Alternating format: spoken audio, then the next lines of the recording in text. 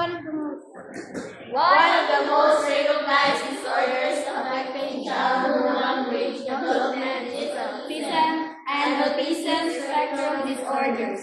Many children with these conditions will not learn to speak at a normal age and left untreated or undiagnosed. Some may never speak or form proper words and sentences. So, sa mga na-autism, kay naman may namislingan ng autism ba? Yung anak. Abi na mugkuhan siya, kanang abi na ko ba normal ba? Kaya na kumagan na ni kuhan ba? Kaya di ka storya. Kay kuhan na siya, tiguan na magod siya. Magkuhan na siya, kanang magamagama na siya laing wordings niya. Niya, tawag sa siyang mama, kay di maminaw. Kuhan na siya. 3 years old naman siguro siya. Siya maminaw. Niya, kana gani magmotor yung mama, yung siya kay magsunod ra maglakaw. Hindi mo siya magsunod, hindi mo siya masakay. Sige mo siya guwan. Guwan man siya sa motor. Basing matagal siya. Manong kuwan, sundan na siya mama. Maginay-inay. Oh, motor yung mama kay namay bitbito niya mama nga kuwan. Para ba sa tindahan dito na sa mga. Pero karon kay kuwan naman murag di naman kay mailan kay di kuan man nila. Gulang ka. Pero karon kay okay naman siya.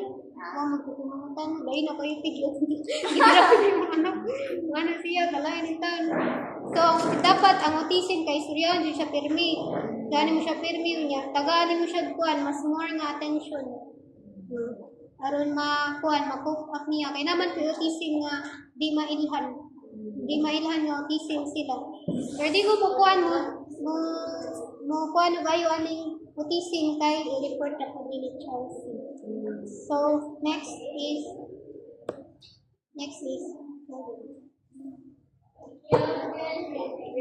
Form or abnormal facial structures may have delayed language skills.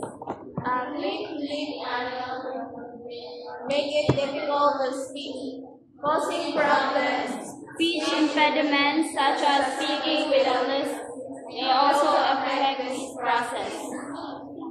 So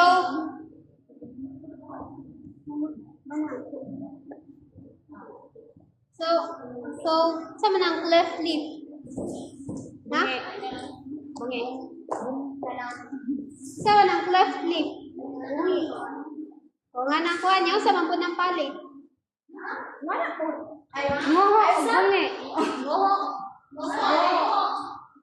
Bungi. Kasabi na pangayon din ang bungi. Kaya kanang maragwa siya, diferensya sa baba, pero yahan ang pagsulti, maraglain ka. Kaya siya, lagi siya ikman. Namay kuan. So, ang cleft lip kay kato na siyang, nagkuhan diri. Naikuhan diri, kanang marag open ito lang diri. Hindi, diri. Ngana. Ngayon. Kaning cleft lip. Grabe ni sa naman. Medyo ingay. Labot mo sa ilong. Bataki. Bata pa. Di. Kay kuan man na ilang kuan. Basta ilang murang. Ilang panig itong alam-alam. Kay largo. O niya, ngalang-ala, bakit? Babaw sa kuan. Okay, babaw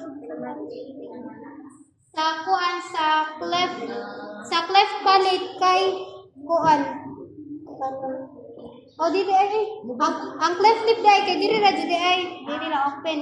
Nya ang cleft palate kay mao nang open ang diri ra. Largo sa ito. Pero ang cleft palate kay kuan man duha man niya ang kanang klase. Kanang diri ara sa ngala-ngala ang kanang open diri ra. Bitaw kalagin niya. O kanang open diri. Pwede ko siya mahimong bungi ang cleft palate. Kung open yan diri. Sumpay yan diri. Kaya ang cleft lip kay diri raman lip raman ang open. O nya ang cleft palate kay are ngala-ngala pud apil. May isang pala cleft palate. Isa po ang tingil ang ari sa ngala-ngala. Ang cleft palate niya, ang cleft lip diri ra dyan sa litra. Mao nang kalahian nila. So, maglisod sila ko ano, maglisod sila storya. Ibulungan pa siya. Nya pa nagsaba jud kay mabuli pa jud man sila. Hindi malaki. So, when a child is raised in a multilingual environment, he may experience a delay in language development or a poor language skill. So, depende naman ni sa kuano sa bata. Depende ra sa bata kay na may uban nga kanang kuan. Mas paspas makasuya og nanang daghan. Oh, daghan sila na ibawan. Kay subalay kay mag-story si mama og kuan.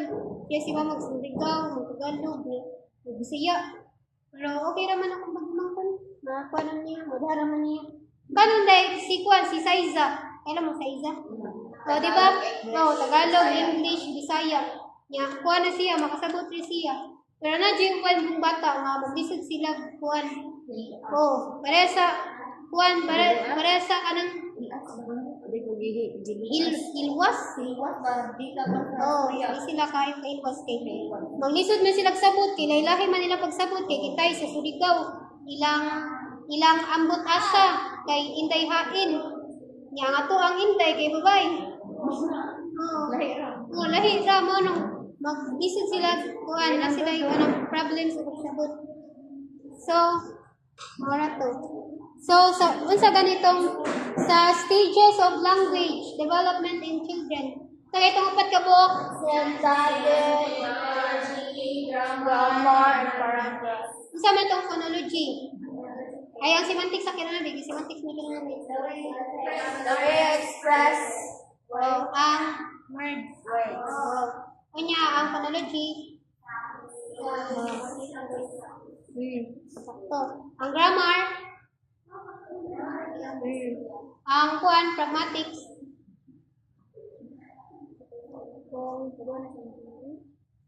Can be. Saan ito pragmatics? Saan ito pragmatics? Saan ba?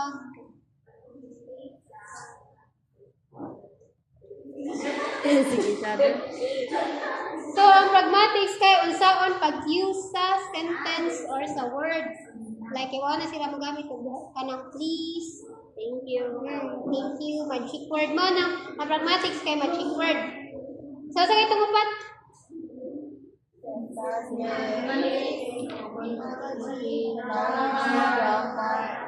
Pragmatics. Sa phonology. Sige.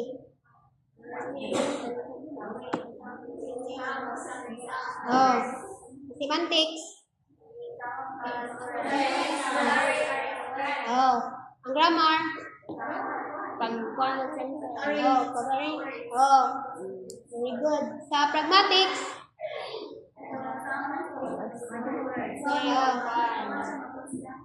Oh. So, katong mga early stages, ikibaw naman muna, katong mga 3 months, 6 months, ikibaw naman to.